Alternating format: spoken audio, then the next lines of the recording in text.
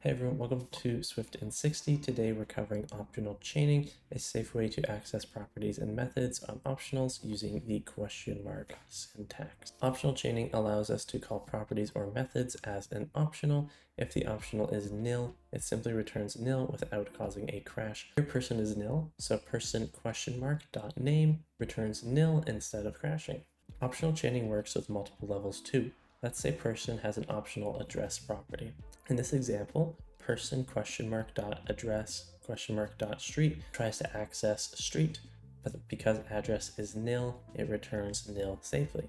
Optional chaining works with methods too. Let's call description on person. If person exists, description runs. If not, we get a nil without any crashes. Recap time. Optional chaining with question mark lets us safely access properties, methods, and multiple levels of optionals, all without risking a crash. And that's it for optional chaining.